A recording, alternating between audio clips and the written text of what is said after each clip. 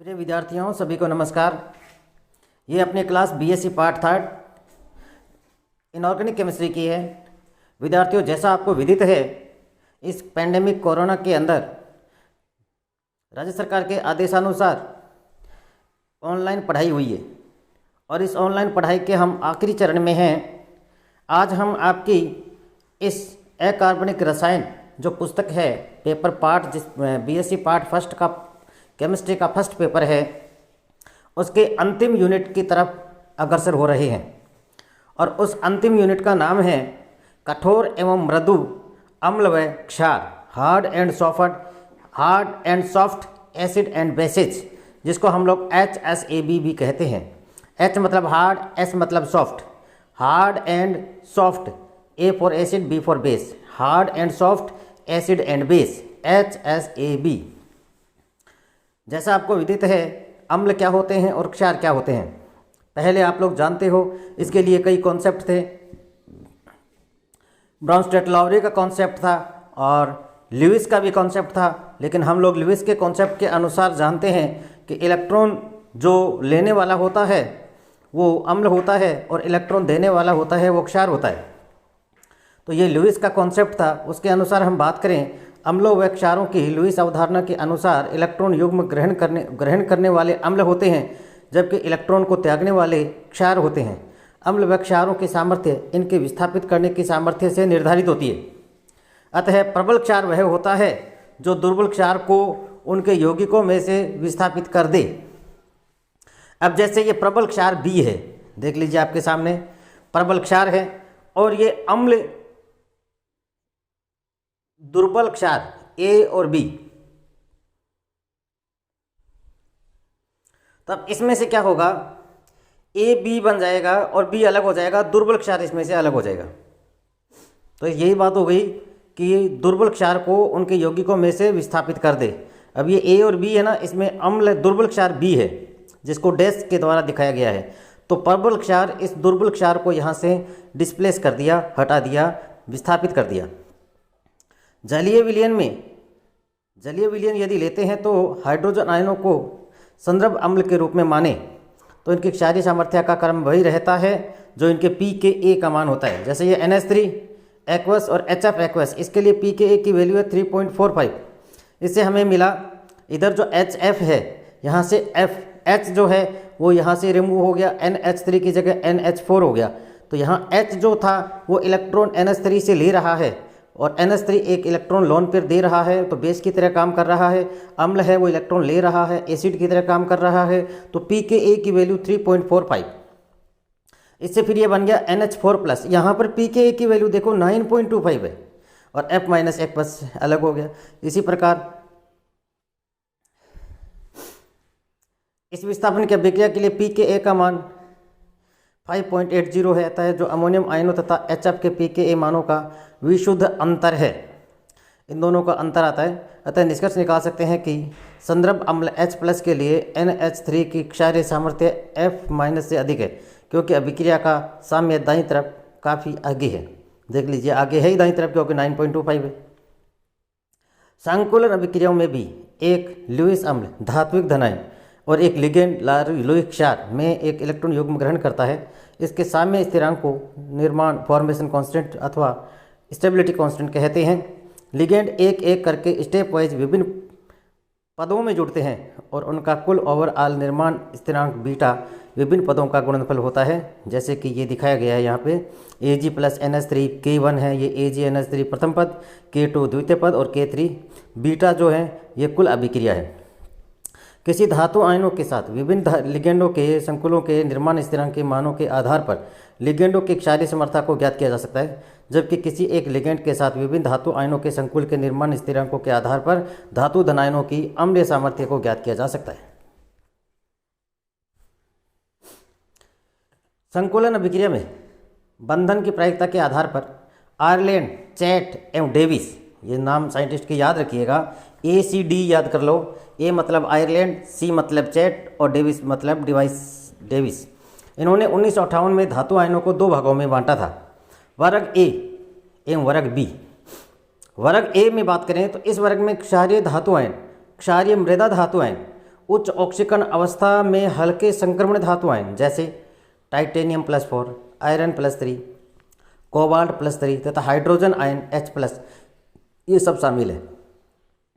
इन आयनों में निम्नलिखित अभिलाक्षणिक कैरेक्टरिस्टिक प्रॉपर्टीज पाई जाती है। क्या? ये कम घनत्व वाले हैं, आकार छोटा है, ध्रुवण क्षमता, जितना आकार छोटा ध्रुवण क्षमता ज़्यादा है, उच्च ऑक्सीकरण अवस्था है, बाह्यतम इलेक्ट्रॉन या कक्षक आसानी से विकृत नहीं होते। बात करें नंबर 2 बी धातु धन आयन की। इस वर्ग में भारी संक्रमण धातु आयन आते हैं जिसकी ऑक्सीकरण अवस्था कम होती है, जैसे Cu+, Ag+, Hg2+, Hg2+2, Pb+2, Pt+2। इन आयनों के विलाक्षणिक गुण क्या पाए जाते हैं? ये उच्च घनत्व वाले भारी तत्व होते हैं, इनका आकार बड़ा होता है, बाह्यतम इलेक्ट्रॉन कक्षक आसानी से विकृत हो जाते हैं, अर्थात इनके ध्रुवित होने की शक्ति ज़्यादा है। ये ध्रुवित होते हैं और वो ध्रुवण करते हैं। वर्ग ए तथा बी के प्रति विभिन्न लिगेंडों के व्यवहार को देखते हुए ACD अर्थात आयरन चैटो डिवाइस, इन्होंने लिगेंड्स को भी दो भागों में बांटा, वर्ग ए और वर्ग बी। धातु आयन को भी दो भागों में और लिगेंड्स को भी दो भागों में। इसमें ए में बात करें हम, इसमें वे लिगेंड सम्मिलित हैं जिनकी प्रायिकता वर्ग ए के धातु के साथ संयोग करने से होती है, जैसे NH3R3NH2O F- आदि लिगेंडों की वर्ग ए के धातु आयनों के साथ संकुलन होने की प्रवृत्ति प्रबल होती है। वर्ग ए में धातु आयनों के संकुलन प्रायिकता का क्रम देखिए, FCl Bri सबसे ज़्यादा F है, ऊपर से नीचे आते हैं तो ये कम होती है। इसी प्रकार O और N इनकी ग्रुप में है, ऑक्सीजन वाला ग्रुप और नाइट्रोजन वाला ग्रुप, सभी में सिमिलरिटी है। वर्ग बी की बात करें, इस वर्ग में उन लिगेंडों को सम्मिलित किया जाता है जो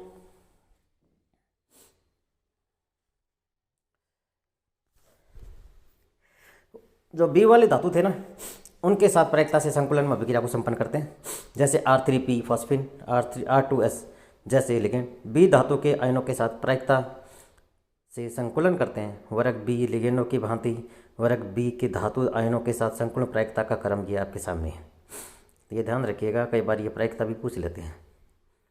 तो ये एक सामान्य बात थी कि ये HCl क्या है, समाप कहाँ से स्टार्ट हुआ, किसने बताया। अब हम बात करेंगे इनके क्लासिफिकेशन की, classification of acid and basis as hard and soft. Hard और सॉफ्ट के बारे में बात करें, इनके वर्गीकरण की। वर्ग ए के धातु आयनों में वर्ग ए के लिगेंड के साथ संकुलन की प्रवृत्ति पाई जाती है, हमने पहले पढ़ लिया, ए का ए के साथ, और वर्ग बी के धातु आयन वर्ग बी के लिगेंड के साथ प्रायिकता से संकुलन करते हैं। अतः इनका वर्गीकरण कठोर एवं मृदु के रूप में किया जा सकता है। वर्ग ए के धातु आयनों को कठोर अम्ल तथा वर्ग ए के लिगेंडों को कठोर क्षार कहते हैं। इसी प्रकार वर्ग बी के धातु आयनों को मृदु अम्ल और वर्ग बी के क्षार को मृदु क्षार कहते हैं। अब ये जैसे एक एग्जाम्पल लिया आपके सामने है, BH+ और CH3Hg+। अब यहाँ पर देखो CH3Hg+ है ना, ये मृदु अम्ल है क्योंकि ये B श्रेणी में आता है। Hg2+2 हमने देखा था, ये B श्रेणी में आता है, तो ये सॉफ्ट एसिड है। तो अब इस इक्विलिब्रियम पर बात करेंगे तो हमारे पास ये क्या आ जाएगा, CH3HgB, यहाँ से B यहाँ आ गया और H+ इसने यहाँ से रिमूव कर दिया, तो H+ रिमूव किया तो ये कठोर अम्ल है। तो हमने ये भी कह दिया था कि मृदु अम्ल है वो कठोर अम्ल को विस्थापित कर रहा है। इस समय में मृदु अम्ल Hg3Hg+ एक कठोर अम्ल H में प्रतिबंधता है, इसके साथ ही क्रिया करने वाला क्षार B कठोर कहा जाएगा। यदि अभिक्रिया का साम्य दाईं ओर खिसक जाए और इसके मृदु क्षार कहेंगे, यदि अभिक्रिया का साम्य बाईं दाहिने हाथ की ओर खिसक जाए। अतः देखिए ये इसमें B जो है ये कठोर क्षार हो जाता है, यहाँ H है वो कठोर अम्ल है। तो BH+ CH3Hg+, यही की बात कर रहे थे हम, तो ये H+ निकल गया। अब यहाँ पर ये क्या है, क्षार तो है वो कठोर है और अम्ल है वो मृदु है, तो अब यहाँ पर क्या है, क्षार मृदु हो जाएगा और अम्ल कठोर हो जाएगा। अब नीचे वाले में के क्षार मृदु है और अम्ल भी मृदु है, लेकिन क्षार कठोर है और अम्ल भी कठोर है। और साम्य जो है ये बाईं तरफ खिसक जाएगा और ऊपर वाले विक्रिया में साम्य जो है वो नहीं, नीचे वाले में दाईं और ऊपर वाले में बाईं ओर खिसक जाएगा। पियर्सन, अब एक साइंटिस्ट है पियर्सन, उन्होंने HCl hard and soft acid and base की अवधारणा अर्थात कॉन्सेप्ट दिया था।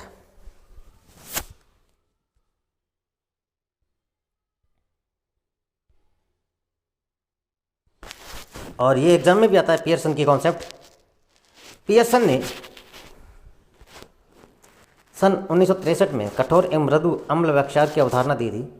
पियर्सन ने यह वर्गीकरण दिया था कि वर्ग ए के समस्त सदस्यों को कठोर तथा वर्ग बी के समस्त सदस्यों को मृदु नाम दिया था।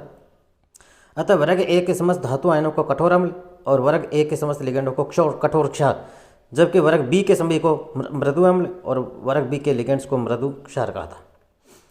एक सामान्य अभिक्रिया ये है, जैसे A+ ये लुईस अम्ल है, इलेक्ट्रॉन को लेता है, B ये लुईस क्षार है, इलेक्ट्रॉन देता है। तो A और B एक कॉम्प्लेक्स बन गया जिसे हम संकुल कहते हैं।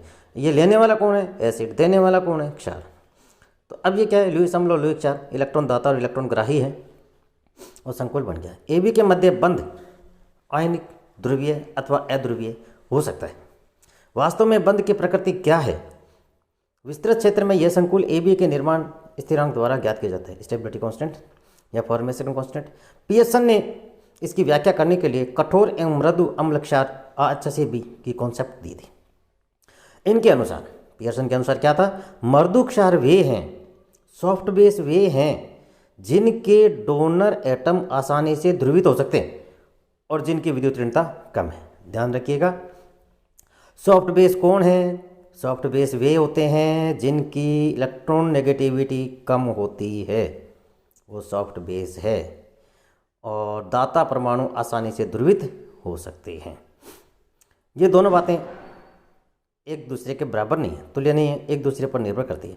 वस्तुतः इस बात का निर्धारण करती है दाता परमाणु के नाभिक से उसके बाह्य इलेक्ट्रॉन कितनी आसानी से विकृत होकर के दूर जा सकते हैं।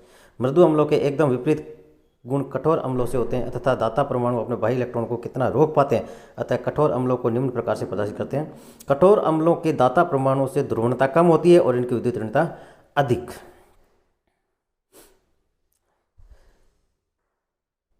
अब जैसे ये दिया गया यहाँ पे अम्लों का वर्गीकरण, ये जरूर ध्यान रखिएगा, प्रश्न आता है इसमें से कि छांटिए कौन से कठोर है और कौन से दुर्बल है।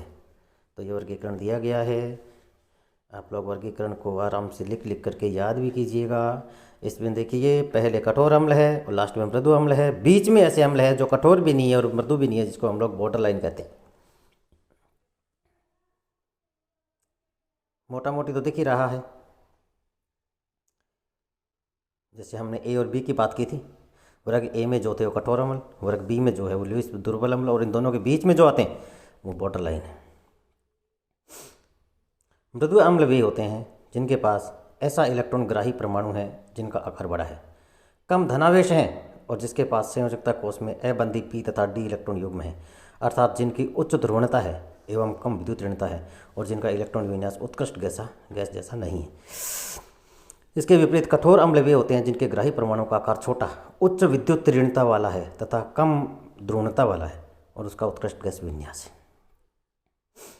इसी प्रकार से क्षार के बात में बात करेंगे तो क्षार भी यही है, कठोर है, दुर्बल है और बॉर्डर लाइन है। तो इनको भी आप याद रखिएगा। मृदु अम्ल क्षारों के साथ स्थायी संकुल बनाते हैं। मृदु अम्ल ऐसे क्षारों के साथ संकुल बनाते हैं जो उच्च ध्रुवणता वाले हैं, अच्छे अपचायक हैं, और ये कतई जरूरी नहीं है कि प्रोटॉन के प्रति अच्छे क्षारक हों। दूसरी ओर कठोर अम्ल भी होते हैं जो सामान्यतः ऐसे क्षारों के साथ संकुल बनाते हैं जो प्रोटॉन के साथ बलिभांति बंधन बना सकते हैं। और ये टेबल आ गई जिसमें कठोर और मृदु और बीच में है बॉर्डर लाइन। अवर सारणी में एक वर्ग में दाता परमाणु के आकार की वृद्धि के साथ मृदुता क्षारकों की मृदुता बढ़ती जाती है। अतः हैलाइड आयन अपने फ्लोराइड सबसे कठोर क्षारक है तो आयोडाइड सबसे अधिक मृदु क्षारक है, जबकि बीच का जो बॉर्डर लाइन ब्रोमाइड है वो बॉर्डर लाइन में। ये क्लियर बात हो गई, यहाँ पे ध्यान रखिएगा। फ्लोराइड सबसे कठोर, ऊपर से नीचे आते हैं तो कठोरता कम होती है, मृदुता बढ़ती है। नीचे वाला आयोडीन है वो सबसे मृदु है, तो बीच में कौन है? ब्रोमाइड। ये क्या है? Border line. इस कठोरता एवं मृदुता वाली अवधारणा को संकुल AB के स्थायित्व पर लागू करते हैं। संकुल AB अत्यंत स्थायी होगा यदि अम्ल A व क्षारक B दोनों मृदु हो अथवा दोनों कठोर हो। देखिए, यदि A मृदु अम्ल है, B मृदु क्षार है, तो बनने वाला संकुल है वो स्थायी होगा। यदि कठोर अम्ल है और कठोर क्षार है तो भी बनने वाला जो संकुल है वो स्थायी होगा। उपरोक्त के विपरीत अम्ल A व क्षारक B दोनों में से कोई भी एक तो मृदु हो और दूसरा कठोर, तो स्थायित्व कम होगा। जैसे A जो अम्ल है वो कठोर है और B जो क्षार है वो मृदु है, दोनों अलग अलग नेचर के हैं, तो बनने वाला AB कॉम्प्लेक्स होगा वो अस्थायी होगा। इसी प्रकार यदि अम्ल है वो मृदु है और क्षार है वो कठोर है, इसे भी बनने वाला जो संकुल है वो अस्थायी होगा। पियर्सन का ये इम्पोर्टेंट सिद्धांत है। तो पियर्सन का ये अनुमान है इस सिद्धांत के आधार पर कि लुईस अम्ल व लुईस क्षार से बने योगोत्पाद के स्थायित्व के बारे में गुणात्मक पूर्वानुमान किया जा सकता है। तो ये हमारा आज का टॉपिक था। आप लोग इसके PDF की सहायता से नोट्स भी बना लीजिएगा।